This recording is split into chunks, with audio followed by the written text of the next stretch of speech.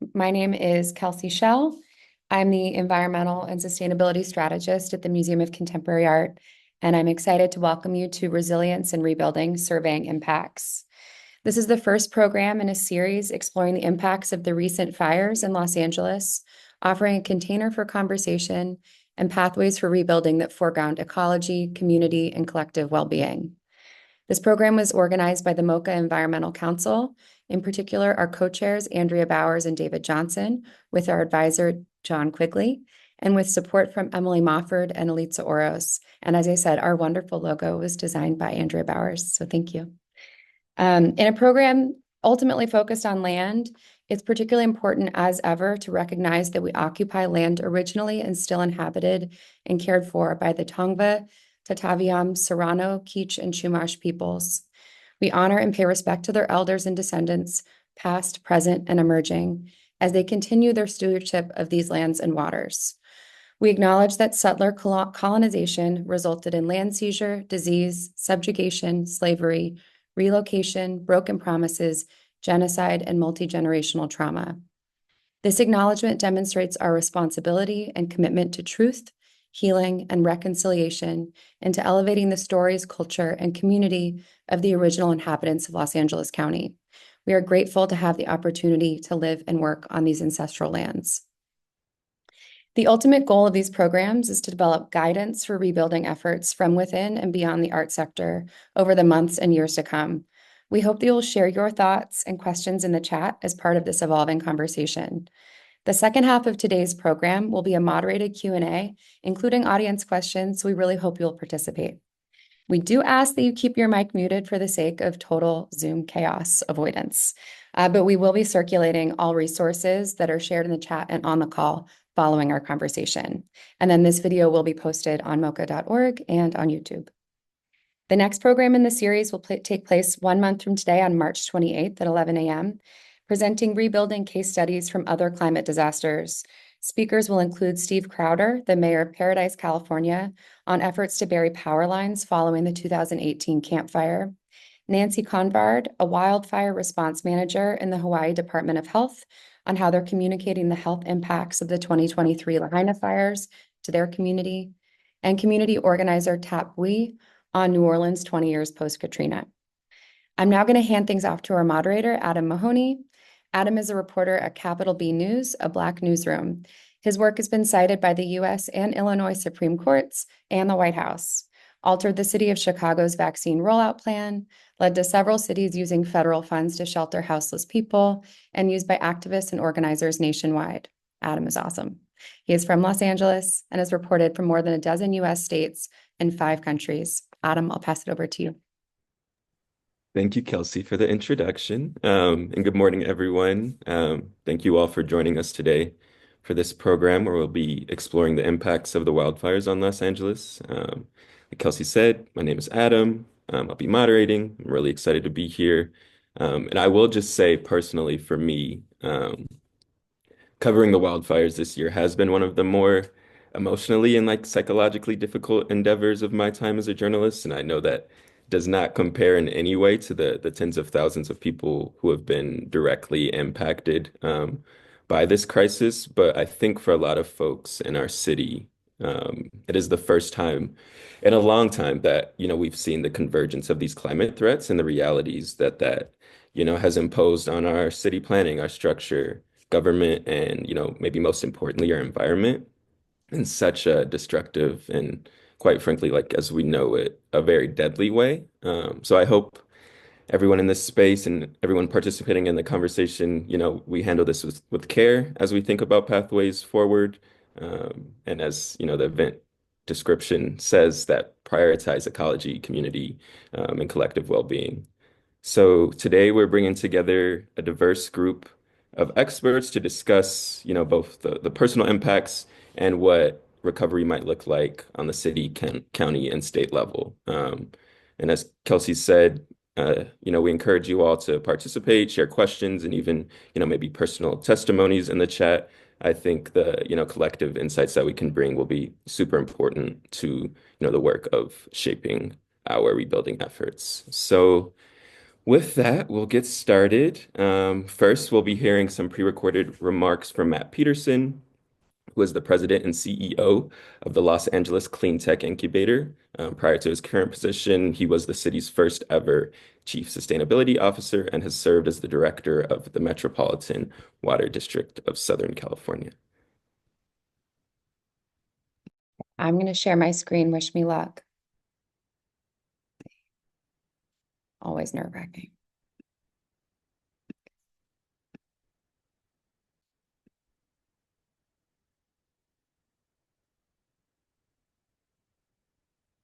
Well, thanks for having me. Again, my name is Matt Petersen. I'm the CEO of the LA Cleantech Incubator, and it's really great to be part of this conversation. Sorry I couldn't be there in real time. I appreciate the opportunity, John and the folks at MoCA, to allow me to record this message. I think, my 30 plus years of working in the environmental and climate space, we've increasingly seen climate-induced and climate disasters around the world. And here in the US, the Palisades and Eaton fires were the worst climate disaster since Hurricane Katrina in the United States. There have been really bad fires, of course, and there's always going to be more wildfires in California and the Western United States.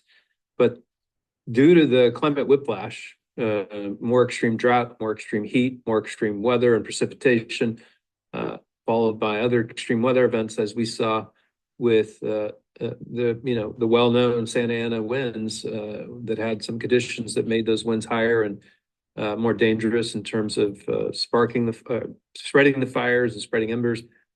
We know the challenge of the climate crisis, and we know that to live at that urban nature interface, as we do, and so blessed to be part of here in Los Angeles, we need to take additional precautions to how we build, how we live in these communities, and the care we give overall to not just our communities and the people that live in them, but how we act as citizens of this planet in terms of reducing our greenhouse gas emissions, making the climate crisis less bad, which isn't very exciting, but that's really what we're doing to ensure the future of humanity doesn't just survive, but that we have the chance to thrive. And what would I come into this conversation informed by is work I started to do after Hurricane Katrina, seeing how our nation, every level of government at that time, sort of failed our own citizens, and how the climate crisis made Hurricane Katrina worse, of course, and then human engineering of the levees and their failure due to the extreme weather event and led to unprecedented flooding of New Orleans in both rich and poor neighborhoods. It was indiscriminate in so many ways. But of course, those that suffered the most were the poor, lower income families with less social and economic infrastructure in surrounding them, in places like the lower Ninth Ward, of course. So going into New Orleans after Katrina and providing and raising dollars and building a team and trying to help. Our goal is to help 10,000 homeowners rebuild more energy efficiently and sustainably, help adopt a neighborhood and bring it back more as a climate catalyst, and then helping the school district rebuild, which on the latter we probably had the most success, but there were a lot of things we did on the other fronts as well. Taking that experience, some other work I did after Superstorm Sandy that was more focused on resilient solar, how to get solar and battery storage into community centers. So the problem there is you had a lot of challenges with that, whether it was, gas stations couldn't pump gas because there's no electricity. People couldn't take care of critical needs. First responders struggled. So how do we provide that backup power to provide critical load in emergencies? San Bruno pipeline explosion, terrible disaster in San Bruno. 56 homeowners lost their homes to the pipeline explosion. So we came in at the time and helped them rebuild better, found some families who wanted to be first movers and become influencers for their communities. So those experiences and others I've had, including when I was Mayor Garcetti's chief sustainability officer, informed some of the work I've done. And here at Lacey, really focused on innovation. How do our startups move at speed and scale to meet the climate crisis? How do we train people to work with the workforce training skills needed to work with startups and other partners. How do we bring policymakers together?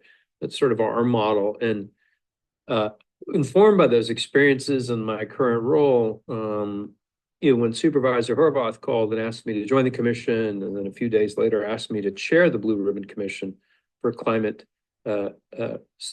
action and fire safe recovery, I said yes because certainly the call to serve and respect her leadership and what she's trying to do to help. But really, the other reason was we don't have of the response and the aftermath of this terrible disaster here in LA. There's not been a voice really publicly calling for more resilient rebuilding, more sustainable rebuilding. It's been understandably about how do we reduce the barriers to rebuild, the right to return, if you will, whether it's historic Black community in Altadena or more affluent community in Palisades. How do we remove those barriers is what the policymakers, the governor, the mayor, others really look to do, understandably. And yet we need to see how we help those homeowners rebuild more fire-resistant homes, of course, more energy-efficient homes. A lot of these homes were built pre-1978, before the energy code in California. So they'll have to build to at least those energy code standards. Hopefully there's not more waivers around state energy codes that really will help increase the performance and lower long-term energy costs of the homes. So with that in mind, taking this task on, we have to come up with a set of recommendations within 60 to 90 days to give to local and state policymakers. Everything from around water and water infrastructure, how do we, for those that are more at risk in fire-prone areas, water storage and being able to have off-grid power to pump the water, to douse rooftops, and whether it's sophisticated systems or low-tech systems. Energy infrastructure, both the grid as well as the distributed energy resources that we need embedded in our communities, building codes and land use planning, governance and financing tools, the urban land interface and sort of landscaping and defensible zones and other topics that we will tackle as a commission. Really using the expertise of these credible 19 other individuals who have the good honor and fortune to work with, and my vice chair, Fran Pavley, who's a legend, climate legend and leader in so many ways. So really appreciate Supervisor Horvath's invitation. And she's been really clear that this is an independent commission, that we are not to report back to the county, that we will be reporting back to the local and state policymakers, as well as providing what we hope will become resources and inspiration as well for the neighborhoods, but also hopefully inspiration for us as commissioners to hear directly from the affected communities and how to help them better rebuild and to the best of the ability keep the social fabric in place of these neighborhoods. But we know from disasters, it's going to take longer than anybody wants it to rebuild. And the uncertainty will add to people's of the return of their neighbors returning will be a challenge for families and homeowners of what if they want to rebuild or if they want to sell their lot. In return, of course, public health concerns that are critical, whether it's air and soil or water.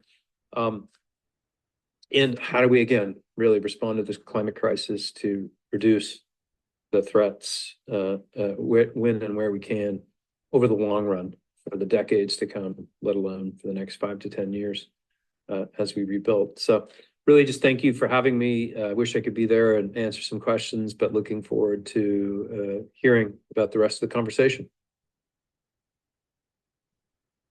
Great. Thank you, David, in absentia. And by David, I mean Matt. Sorry. Anyway, next up is Tracy. Adam, if you want to introduce. Yeah. Next, we'll have Tracy Quinn, who is the president and CEO of Hilda Bay. She has extensive experience in water quality and policy and has dedicated her career to improving water quality in our rivers and oceans and ensuring safe, reliable, and affordable water for all Californians. She started her career as an engineer designing water infrastructure in Southern California, and most recently served as the director of California Urban Water Policy at the Natural Resource Defense Council. Thanks for joining us, Tracy. Thank you, Adam. It's really a pleasure to be here. I included some slides, really just the work that Heal the Bay has been doing, but I wanted to start my comments by echoing what Matt Petersen said.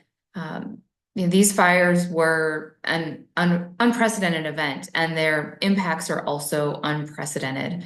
I think that regardless of where you live in Los Angeles, you appreciate the beauty of our coast. It's a place where many of us go for recreation, spend time with our families, or just to be in nature. And so, a lot of what Heal the Bay has been doing is trying to better understand the impacts so that we can ensure that our coasts are going to be safe for, the immediate future and generations to come. Some of the things that we did in the immediate aftermath of the fires was we reached out to our government agencies to see, what testing that they were going to be doing. We've learned in our research that in the aftermath of some of these mega fires, one of the big gaps is with collecting data that can be used for research, so that we can really truly understand the impacts to both public health and ecosystems. With the lack of clarity of what our government agencies were doing, Heal the Bay scientists developed a sampling plan, got out there and sampled 10 different sites along our coast. The currents in Los Angeles run north to south, so we sampled north of the burn area. We got special permission to do sampling within the burn area, so we were the only nonprofit allowed behind fire lines in those early days. We sampled within the burn area, and then we sampled south of it to see what debris and contaminants the currents were taking south, impacting people far outside of the burn area. We got those water quality results back this morning, and we will be posting them on our website. We also realized there was a gap with understanding the impacts to our sand. A lot of ash was deposited on our sand during the storms. During the fires. We also had subsequent storms that washed debris and contaminated soil out into our ocean that's washing back up on our beaches. We really wanted to understand what the impacts of those would be before people and families head out to the sand. A lot of young children will put their hands in their mouth after touching the sand. There's a lot of pets that I've seen on the beach in recent days. Really want to make sure that the day at the beach doesn't make anyone sick. Traditionally, we are only sampling for things like bacteria. When we determine, when we close a beach, it's usually because there's a bacterial exceedance, but the contaminants that we're likely to see from something like an urban megafire are contaminants that aren't regularly studied. We don't have safe limits for recreational exposure to a lot of these contaminants. And so really understanding not only what is in the water, but how are we going to determine that it's safe to return? So Heal the Bay is really leading that effort. And recently we have partnered with a number of government associations, academic institutions, and other nonprofits to be able to put together a comprehensive set of data that everybody is collecting and really evaluate the impacts to our public health and to our ecosystems. One of the first things that we did to protect our ecosystems was that we rescued 160 federally endangered tidewater gobies from the Topanga Creek and Lagoon. That is an area that was significantly damaged due to the fires. We are caring for those endangered gobies at our aquarium underneath the Santa Monica Pier. And just this week, we were given authorization from the Department of Fish and Wildlife to be one of only 2 organizations to do captive breeding of these endangered species to ensure that we will be able to return and repopulate them to their native habitat once it's safe to do so. And we also wanted to be there for the community. So right in the days after, while people were just, lots of people were displaced, many people had already lost their homes. We had free science camps for impacted families. I am also displaced due to the fires. And one of the challenging things is you have to spend hours at the disaster recovery center getting information. You need to go get a new driver's license, maybe a new passport. And so we wanted to be able to provide a resource to families where they could drop their kids off. They would know that they're safe. The kids could be distracted by petting sharks and feeding abalone and have a really fun time learning while families are putting their lives back together. Um, and I think we just saw there's a picture of a goby right there, so you can see how cute they are. And then we learned in late January that the EPA and FEMA were going to be using beachside locations for the collection and sorting of hazardous waste. So we immediately requested a meeting with EPA. And we're able to ask them a lot of questions about what they were planning to do. We also requested to be able to do a site visit, and Supervisor Horvath's office helped to coordinate to allow us to join her for a tour of the Topanga and Will Rogers sites. These are particularly Topanga Creek is a critically endangered site. Is a critical ecosystem. It's a very vulnerable and sensitive area. And so we really wanted to make sure that they were taking precautions. I think first and foremost, we wanted to know if there were opportunities for them to move the site to something that would be safe or potentially something within the burn zone. Once we received information that was not going to be possible, we quickly pivoted to making sure that we were providing recommendations that would ensure that pollutants were not leaving the site and certainly were not contaminating our coastal waters. We were able to get them to implement new mitigation measures, and ahead of the February storms, they moved the ion battery processing center to the Will Rogers facility and instituted stronger mitigation measures to protect against the storm. And as Matt Petersen also noted, the final step of this is going to be how do we rebuild? How do we rebuild with resilience? I'm also a member of the Blue Ribbon Commission that Matt is chairing, and I'll be leaving directly from this to head over there. We're having our kickoff meeting today. And my role on that commission will not only be using my background as an engineer to work on the infrastructure piece to making sure that we're really evaluating what our water infrastructure should be doing and how do we make sure that we're protecting our communities going forward, but also how do we incorporate nature-based solutions that are not only going to provide multiple benefits and increase green space to our communities, but also help to protect us from all of the threats that we're facing with climate change, both fire, as well as flood and drought and extreme heat. And these are also solutions that are going to reduce the pollution reaching our coastal waters. So we're really,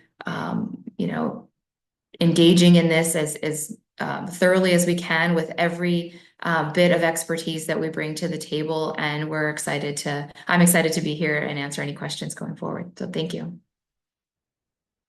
Yeah, thank you, Tracy. Excited to learn more in the Q&A. Next, we'll have David Green, who is the president of SEIU Local 721, which is one of the largest unions and a key advocate for workers' rights and protections. With over 20 years of experience at the LA County Department of Children and Family Services, he has worked to improve the lives of working families. A former social worker and member of SEIU Local 721 Executive Board, he combines direct experience with advocacy at local, state, and national levels. Good morning. It's great to be here. Good to see you all. Thank you, Adam. And thanks for creating the space to talk about kind of the aftermath of the fires and where we go from here. Our organization represents 100,000 public sector employees. So we represent 55,000 employees just in Los Angeles County alone, including social workers, emergency room nurses, eligibility workers, mental health technicians. So when the fires first started, my first thought was, what impact does it have on the members in their community, and kind of put together a triage center in our external organizing department to kind of capture how many of our folks were in affected areas by the fire. So unfortunately, we found out that there was over 3,000 of our members just in fire affected areas, mostly in Altadena, but also Silmar and the Pacific Palisades. So it was incredibly widespread. So one of the things that we did as an organization is just finding ways to reach all these folks that are members that serve the community every day, phone banking and calling and texting, just trying to reach as many as possible. And it became, a couple of folks have already said today, it became this kind of deeply personal tragedy because the first list I saw about 24 hours into the fire, I wanted a list of our members affected. And the first list I saw of 29 of our members, I knew personally the first 12 people on the list. I was a children's social worker in our Pasadena DCFS office for 10 years. So these are folks that, I had attended their baby showers and weddings and retirement parties and had this deeply personal feeling of grief. So reaching out to them, the first step was reaching out to them and seeing what they needed in the immediate term. A lot of Almost all of them were displaced living at hotels or with relatives. And it was everything from diapers, housing vouchers, clothing. Many of our members in the Altadena area, Cynthia Mitchell, who's one of our emergency room nurses, who's worked for the county for many years, just had to flee her house with just the clothes on her back. So it was just making sure people got through the day and through the week. And we spent a lot of time in that space, making sure that people were stabilized. And obviously, we were able to reach many of those folks. But because, these are all working people serving the community and public sector employees and frontline safety net workers, what I found that was really striking to me is that when we're calling folks, these are people that have just lost everything in their life. And their biggest concern was making sure that they could get to work the next day, even though they had lost everything. And one of the things that came up was we had a bunch of employees that were saying, David, I'm living in a shelter, or, I'm living in a hotel on a voucher, and I'm having to use sick and vacation time to take time to rebuild. So that just, someone says, like, describe your employees, that describes our employees. A lot of them were displaced and living with relatives. Talked to a lot of folks that, I'm living in Lancaster, but I work in Carson and Compton area, and I need to be able to telecommute. Their first concern with everything else going on in their life was making sure that they could do their job to serve the public, which is incredibly inspiring. And a lot of moments through the crisis, you see just kind of the devastational impact that's going to be for generations, especially in Altadena, which is really a haven and a community for a lot of our members. That's multi-generational housing, multi-generational. It's libraries, it's churches, it's places of faith, it's everything you can imagine. So we know we're going to be rebuilding for decades to come. But I'm also incredibly inspired, by the way that we've come together. It was because of the LA County. I know several folks mentioned Supervisor Horvat.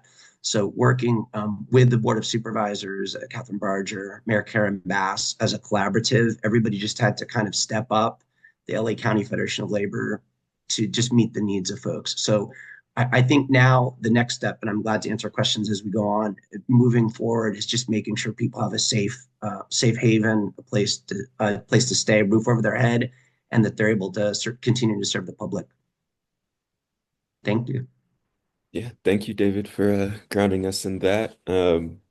Next, we'll have Kim Yu, who is a fire expert and Altadena council member, who has directly experienced impacts of the Eaton fire.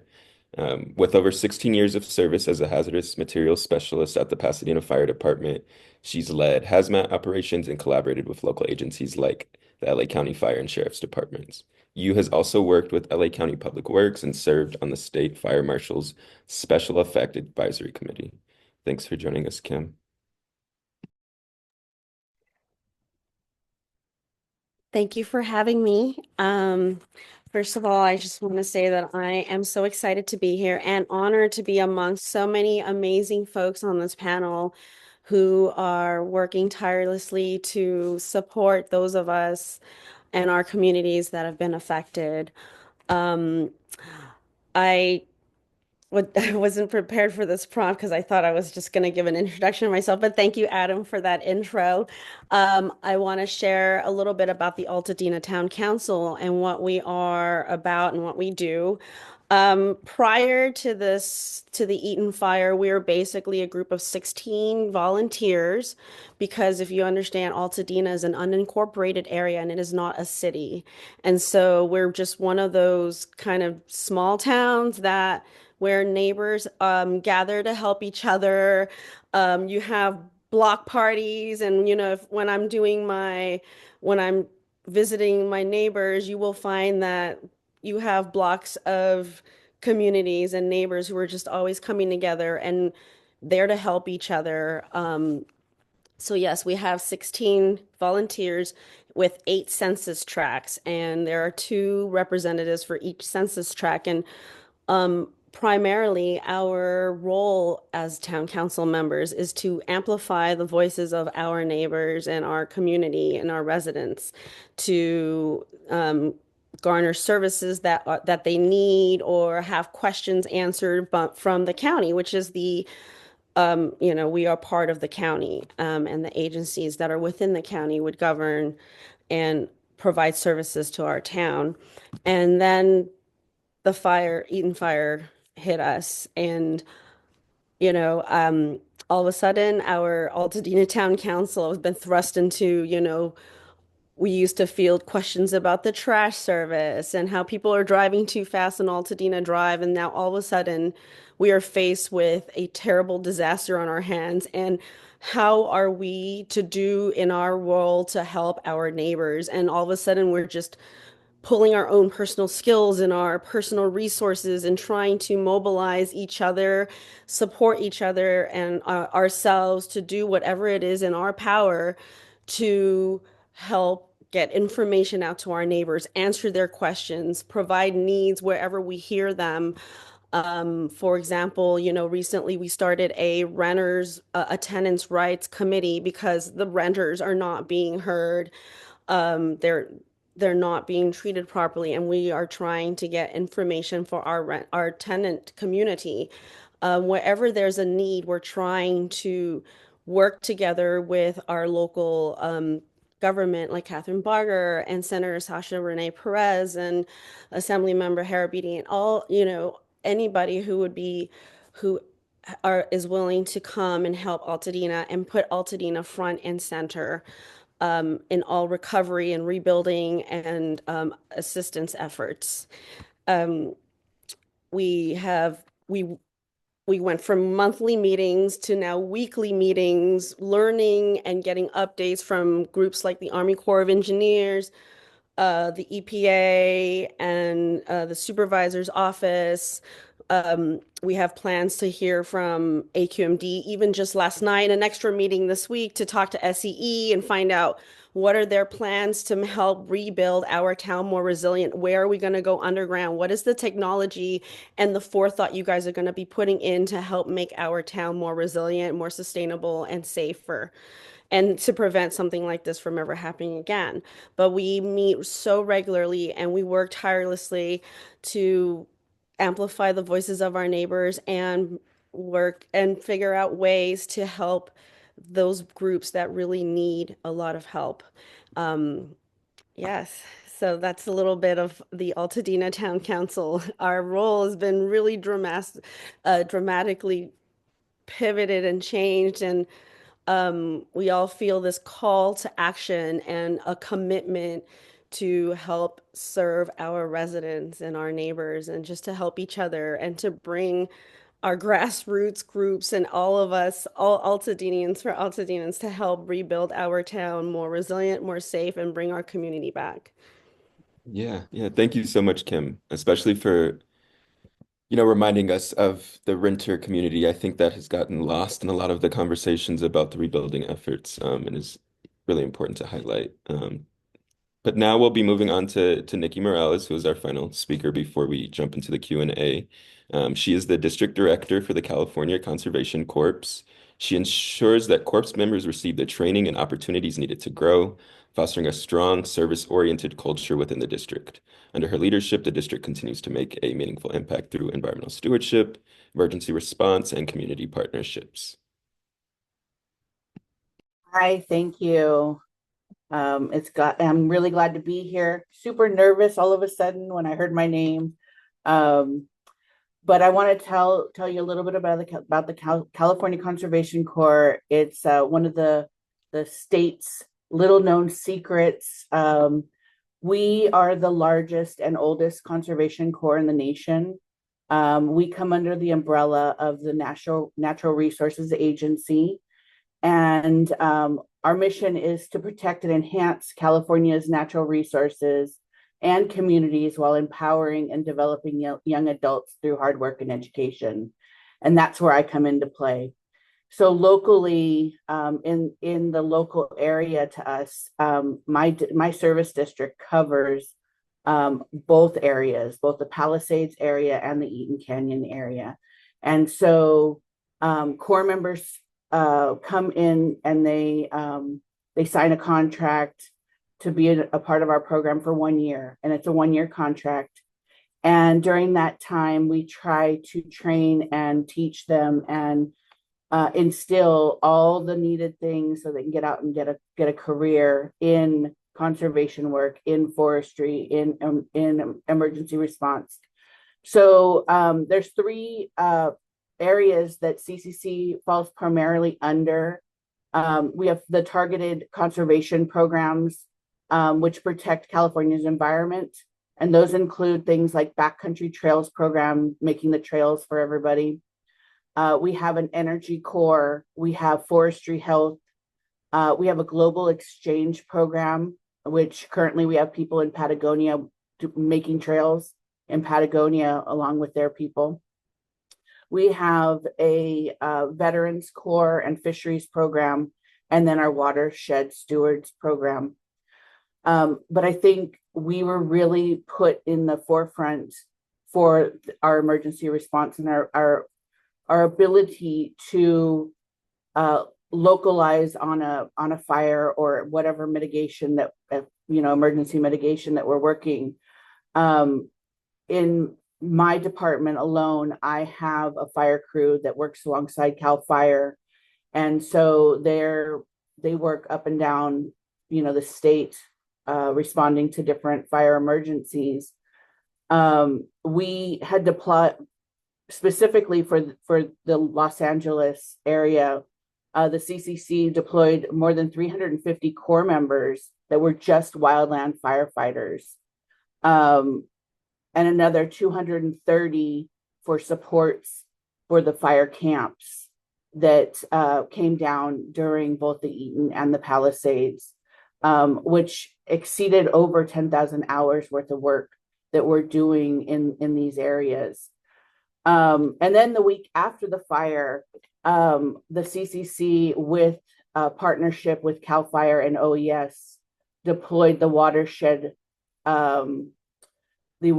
mission, and that was primarily local corps and CCC that responded to that mission, and they installed over 200 miles worth of silt stocks, saw waffles, and silt fencing to prevent contaminants left behind from being washed into those watersheds. And so a lot of our work is done preventatively, right?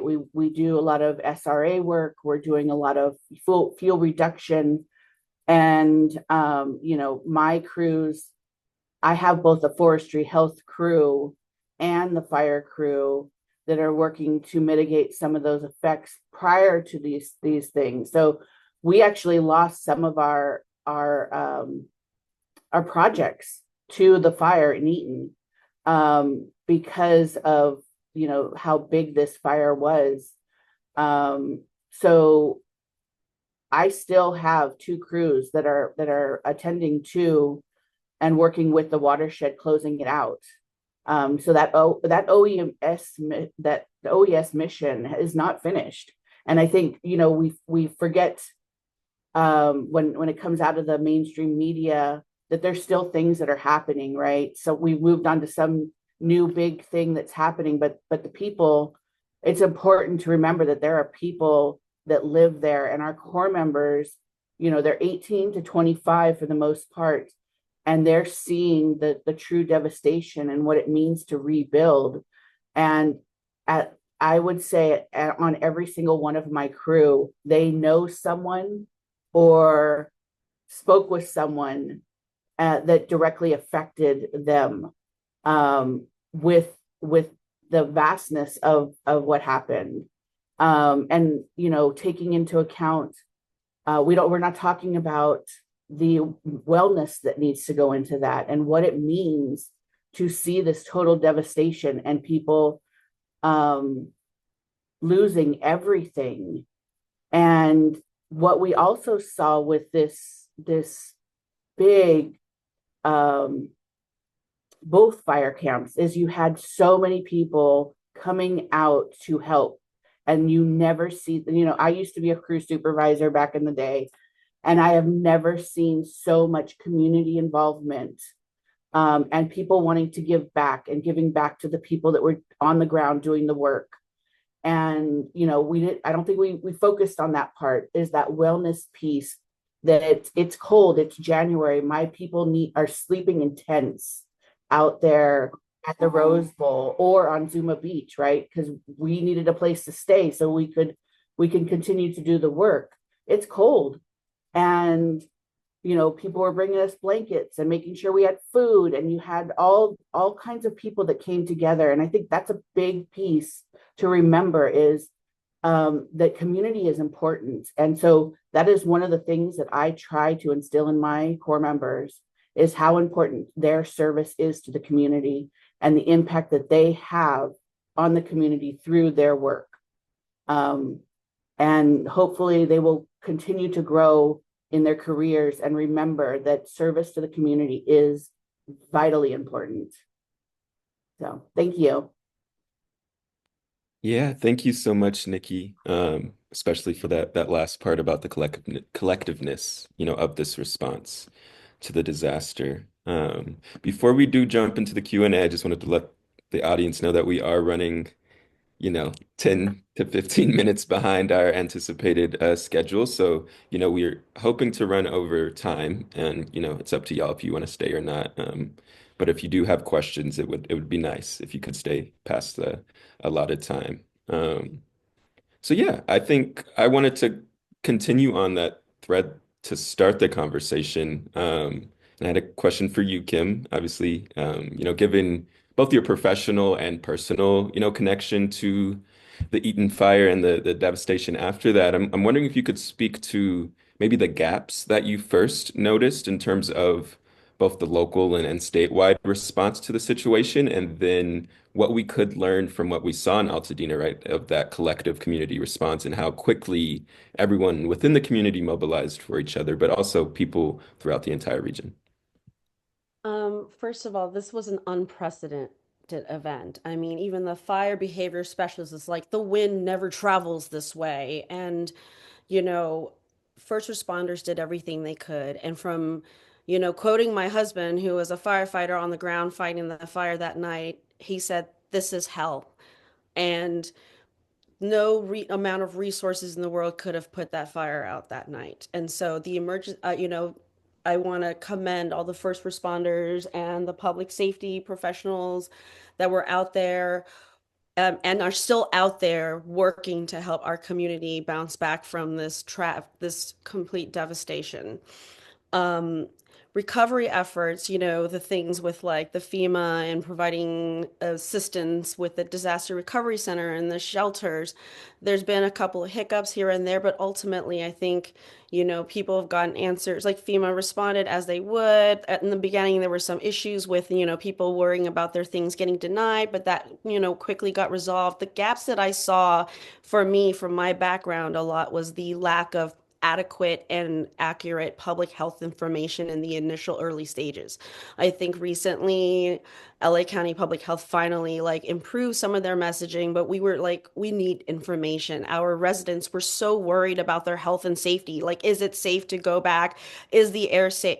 There was so much hubbub around air quality and whether it was safe. And then now moving into the recovery phase and the phase two and everything, is the soil safe?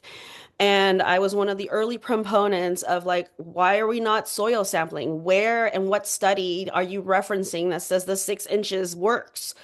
Um, None of that has been provided to us, and the Army Corps of Engineers still refuses or doesn't, they're still not doing the soil testing. I know Catherine Barger's office has, you know, expressed their want for for confirmation sampling, and I know even Senator Perez has expressed her desire for a call for, soil sampling, but, I don't think those calls have been responded to except through our grassroots. I'm hearing that I know UCLA is doing some soil sampling, and now I've been reached out by uh, USC. A group at USC is willing to do free soil sampling for all of Altadena. And then in the early stages, I know Caltech, my employer, has put out some really great informational videos just to better equip residents and concerned folks with, like, arm us with data and information to make better decisions, because I don't think any of that was being provided in a clear and concise manner by our counter, public health department, I guess. So those were some of the gaps I saw early on. And right now we're talking about utilities and everything, and we are really trying to push for safe utilities and going underground. And, talking to utilities could be kind of difficult, and working with them. And so right now, that's trying to get utilities and resources coming together to help make sure that our rebuild process is going to be successful is also another challenge. But, those were some of the gaps for me as an environmental protection specialist. Was alarming to me that we just didn't have that much information and coming out to give to our communities. And so as a town council, we were utilizing resources that we had access to make our own, to take what was the orders that were hidden in the public health messaging and make more clear and concise and timely updates for soil sampling and health messages on our own, on our Instagram and our recoveryaltadena.com website. Yeah. I think the health and safety aspect is obviously really important because it's something we're now seeing and understanding that it's not only directly impacting just, Altadena or the Palisades, right? When we're thinking about water contamination, that's something that's going to impact all of Southern California, or soil contamination. So I'm wondering, Nikki or Tracy or both of you, if you want to answer, if you could speak to maybe what some of the direct health impacts that we should be on the lookout for in the coming years, and some of the work that is already being done and should continue to be done around, preventative measures for that. Sure, I can start and then I'll kick it over to Nikki.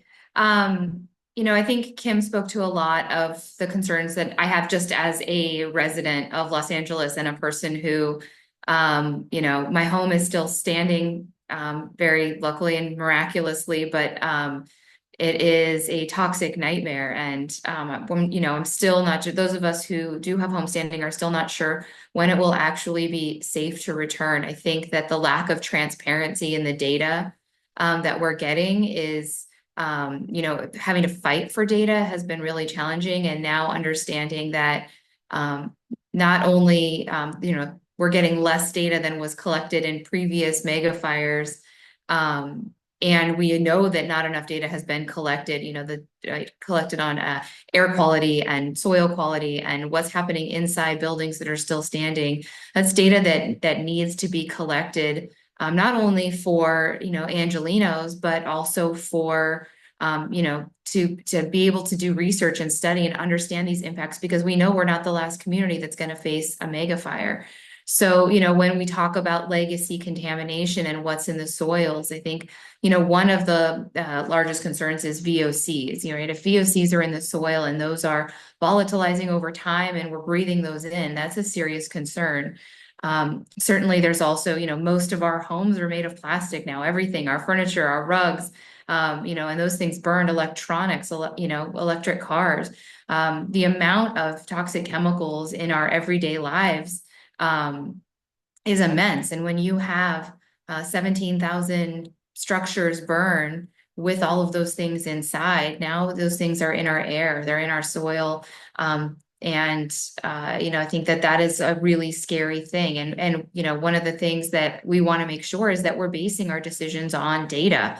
Unfortunately, a lot of that data sometimes takes a long time. We like our water quality samples, we collected those in January and we just got them back this morning. We still don't have our PFAS data back. I think PFAS is another thing that we're all really, really scared about. And so, I would say that the most important thing that we can do for our communities right now is to collect as much data, to not cut corners. I know that there are folks that want to rebuild quickly. I know that a lot of our elected leaders want to see us rebuild quickly. But I can say as a resident and as someone who is active in all of the WhatsApp chats, that the most important thing for us is that that we're coming back to a safe place to live, and that we need to be thorough in our cleanup and in our data collection to be able to ensure that that's the case. I think it's a little bit because we don't live in the community, right? We're not living there. It's a little bit different with what's most important to me and keeping my people safe. For us, like we were doing that boots on the ground, putting the wattles, and staking everything up. And so for us, it was making sure everybody's trained, everybody's getting hazmat training, everybody's has the right PPE and has everything they need to be safe. And I mean, there was one of the pictures that I saw with the Heal the Bay, and the first thing that I noticed is someone was wearing tennis shoes, right? And so from a safety aspect, I'm like, those tennis shoes just walk through contamination and they could be taking that home to their family, right? So that's how I look at it when I see my core members. I'm like, I don't want them taking it home to their families. So so I'm looking at it with different eyes, but still the same amount of concern, right? Because at the end of the day, we do a lot of this work in the communities. And so for me, it's, do we have what we need to do the work? And is it okay for us to go in to do the work? Because we want to respond right away, especially, with the imminent threat of the storms, right? We wanted to get everything done before the storms. We work in Topanga Creek. So I completely understand that system, the ecosystem is important, right? Because those are the things that we're mitigating factors on those creeks when we're doing our work. And so, sometimes, and this has been historic, right? With COVID, we had a problem with not being able to get the PPE. And so it's so important that we look at the bigger systems in place to make sure that we can get what we need for the people on the ground that are doing that first responder response. Because it stops. My work stops. If my people don't have PPE, we can't move forward. So as we are building in the systems, these are things that you need to think about, right? Is how do we manage that? I can tell you that I house the cache for the South for all flood mitigation work. Like I have the containers sitting here. So I mean, there needs to be better systems in place. And I think this is anytime that there's a big event that takes place, you really have to do that after action report. And you really have to, be real. What worked, what didn't, how do we fix it? And how do we move forward in the planning of the next thing? Because there is going to be a next fire. There may not be a next urban fire on this size, but we had an urban fire last year in Lahaina. Our people were there in Lahaina, boots on the ground. And that is, for me, is what is going to happen for my agency and my core members, and what we need to think about when it comes to emergency response.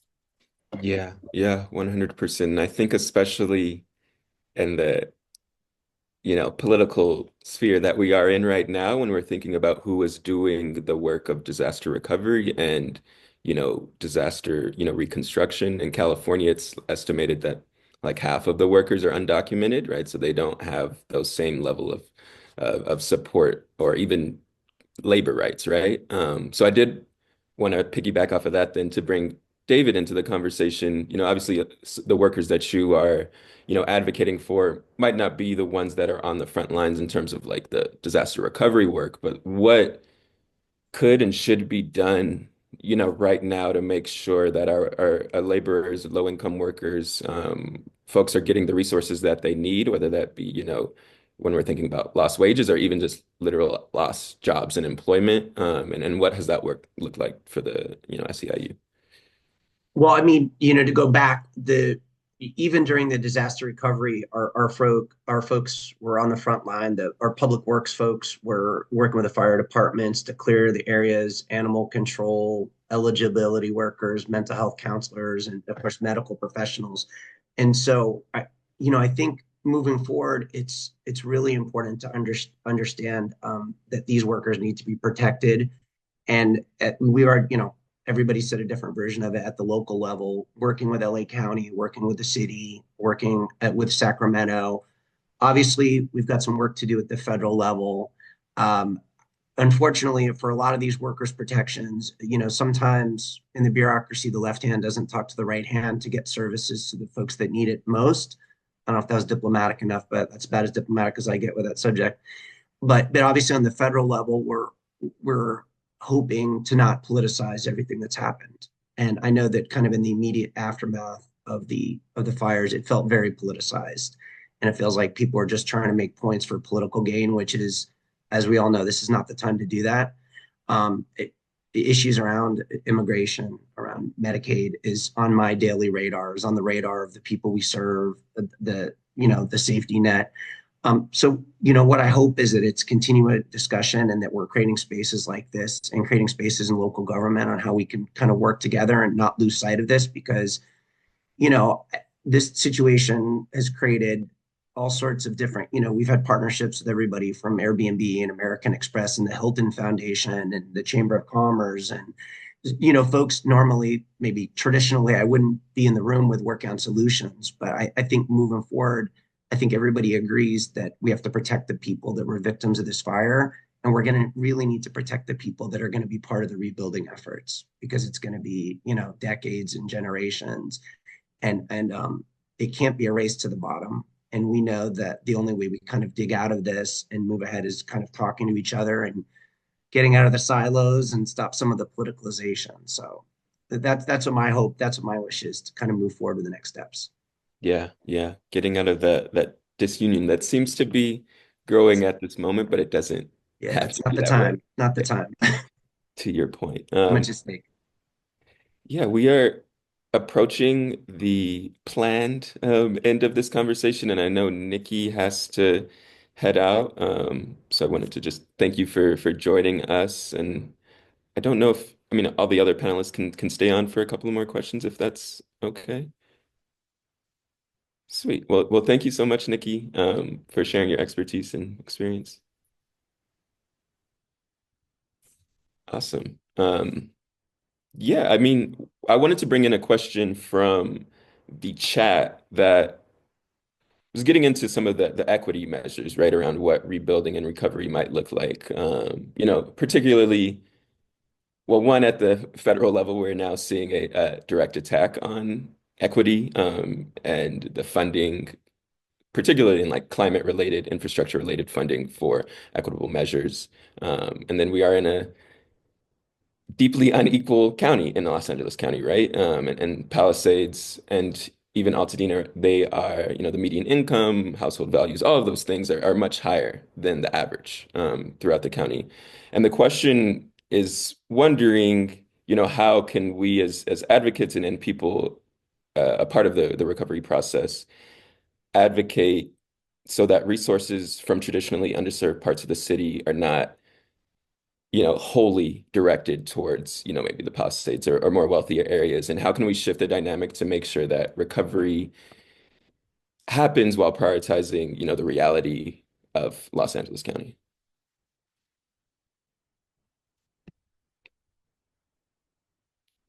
Anyone has any thoughts on that one? Um, well, as the Altadena Town Council, our whole mission right now is to put Altadena at the forefront of any type of support. Like, please don't forget us. you know, and also focusing our efforts on our most vulnerable populations. That's really where we are starting with any of our efforts, like who needs help the most, and really being aware of that as we go through and talk to these agencies and try to get answers, you know, listening to our neighbors. But yes, like focusing on our most vulnerable groups and our vulnerable populations, trying to bring back our communities that may not be able to afford to come back and figure out creative solutions to be for these families to be able to rebuild and come back to our community, because without them, it's not Altadena.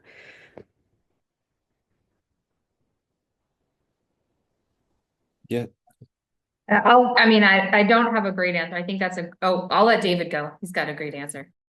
I was going to excuse myself and say thank you very much for this opportunity, and it's great to see you all. Thank you for the space. Yeah. Thank you. Thank you, David. Thank you all. Take care. Thanks very much.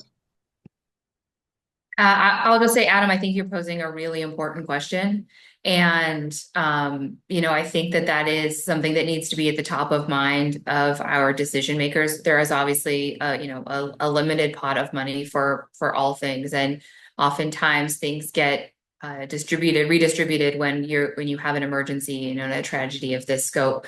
I think that is certainly a perspective that I will make sure is in the conversations of the Blue Ribbon Commission, as we begin to make recommendations, and it may, and ensuring that some of the resources that are directed towards the rebuilding efforts are things that can also, help our most vulnerable communities as well. And I think from the Heal the Bay's perspective, as we think about our work along the coast, we don't just think about our coast being a place for, the people who live there, who are generally more wealthy. Our coasts are a place for everybody. And that's why, a big portion of our work is around accessibility, making sure that everyone has the opportunity to access our beaches. And when we want to, make sure that they're safe and healthy, because we know that everyone, can and should be able to visit those places. And so I think that's the perspective that we're trying to bring into it, and ensuring that the benefits are as equally distributed, and no undue harm is done to particularly vulnerable communities. Yeah, I appreciate that. And I think we've seen historically throughout disasters across the country that, we are in a place now where we have the resources and the wherewithal to do it in an equitable way. So putting them forward is very important. I did want to pose a question to the both of you, given that you live in communities directly impacted by the fires. And my reporting, talking to people who lost their homes, there's a lot of different factors, right, that go into the decision to want to rebuild, right? It's a long process, and I've talked to people who don't have it in them to go through the years long process that it is. I'm wondering if you could speak to like what some of those factors are for people that you had been in conversation with, and just generally like what is the mood in both of your cities about the idea of rebuilding, and how long and strenuous and expensive that process will be for individual homeowners and renters.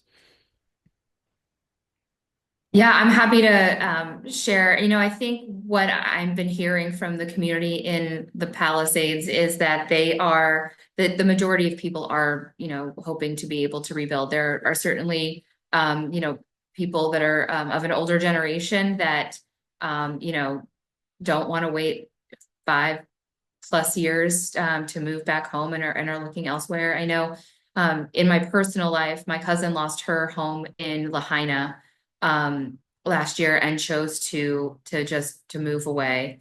And I have a friend who lost their home in the Woolsey fire, and they just moved back in November and had been living in a trailer on their property for years. And I think that, so people that have lost their homes are faced with some really challenging decisions. I think, this is 6,800 structures in the Palisades, over 9,000 in Altadena. The prospect of rebuilding in that level of density is going to be logistically really challenging. And so I think that as much as we want to push forward, that's a lengthy process. And I think, that even if you are able to rebuild quickly, you're going to be living in a construction zone for quite some time. So I think, there are still a lot of questions. And I think, quite frankly, many of us are still in the midst of trauma.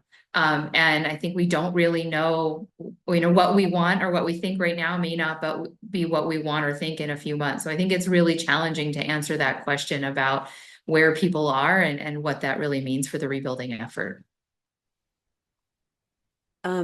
I want to echo Tracy with the, we have quite a few residents who are elderly and really just don't have the years and the energy in them to really go through this rebuild process. And a large majority of our population is also underinsured or not insured. And that then plays into the financial burden of rebuilding. I mean, our block, personally, my particular home, I was one of 28 homes in the Gregory Ains Park Plan Homes development. So even with the challenge or the simplicity of the fact that all our homes are kind of the same and mirror images, even rebuilding that and talking about how we're going to rebuild with the right materials, like the dollar amount is just increasing by the moment as we keep talking, and it's just financially almost going to be so difficult for a lot of us to rebuild. So that's a huge hurdle that we need to figure out creative solutions, like perhaps building in an economies of scale or something like that, where we can get a cut in the cost of building materials, find Altadenans that are going to help Altadenans, like architects who are, we have a collection of architects right now who want to work pro bono to help generate pre-approved sets of plans. Like, for example, even if my home gets an approved stamp of plans, I want to provide that to the public. And if you want to build a Gregory Ain home, go for it. The plans are already done. Just creative ways to try to cut the cost and help bring people back. But the financial hurdle is going to be really huge. And then I know a lot of families aren't coming back because there's lack of confidence in the conditions of, like, the health and safety of the area. They're like, I don't think I'm getting enough information from anybody that I trust right now. So I'm just going to take me and my family and we're going to go somewhere else because it's just not safe for our family. There's that perception or, fear that it is just not a safe area to go back to. And then schooling, nine schools burned down or were affected during this fire. So now you've got nine schools that have had to relocate. And our school in particular, the Pasadena Waldorf School, is still searching for a location. And now, depending on where they put their location, families from Altadena may be moving away because they need to be closer to school. So those are just some of the few reasons that have come up for hurdles for rebuilding. Yeah, and I think just one thing that you made me think of, Kim, is that what does your insurance cover? And so I think the myriad of things that we're learning about, sort of even from the U.S. Army Corps debris removal and the services being offered and how that is going to affect your insurance. And then what does your insurance policy cover? Is it the value of the home before the fire? Is it what it costs to rebuild? Is it what it costs to rebuild with tariffs? Is it what it costs to rebuild to now fire safe standards? And so I think that, those are going to be some real challenges that we need to grapple with going forward. And one of the things that I'm hoping comes out of the Blue Ribbon Commission are things like Kim spoke about can we do bulk buying to save money on materials? Are there other things that we can do to help save costs? Like having pre-approved plans, streamlining permitting, all of these things that we can make recommendations on so that it can be more affordable to rebuild, but also so that you're rebuilding with resilience so that the homes that you're building are not as susceptible to be lost to fire or other climate disasters.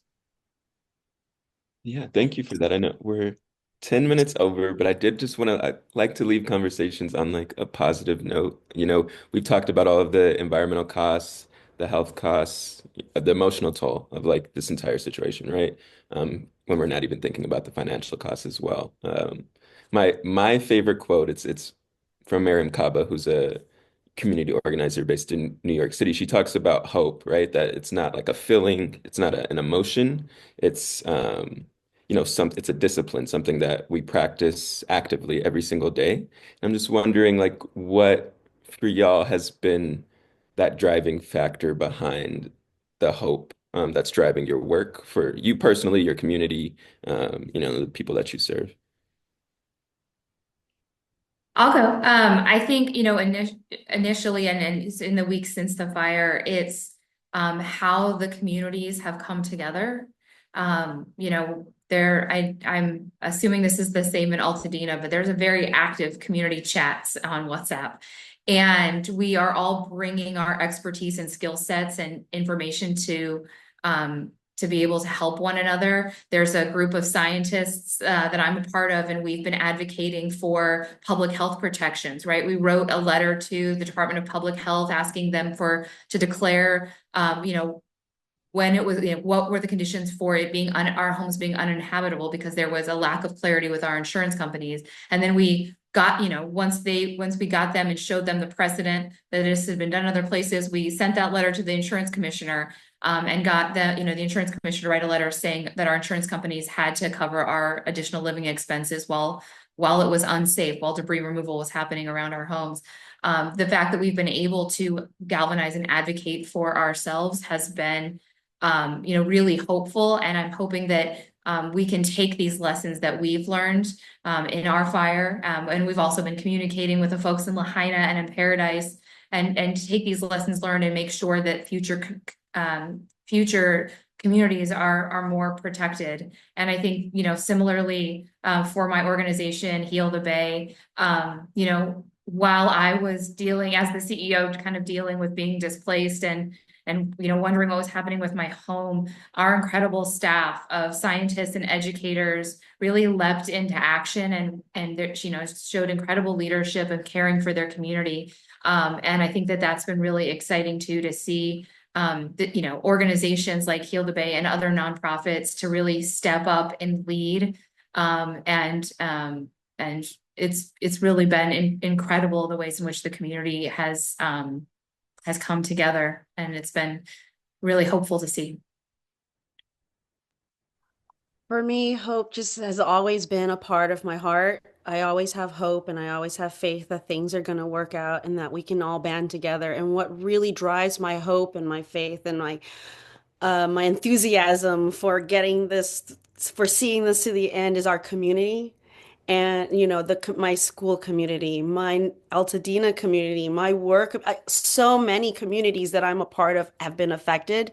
And to see all of the people that are around me have the same hope and the same desire to support each other and be there in a positive way. I mean, we talk about rebuilding in a resilient way, but like our community has been so resilient, and their strength has been giving me hope and strength to continue what I need to do, or whatever the trajectory that I'm moving in, to just do what I can to help.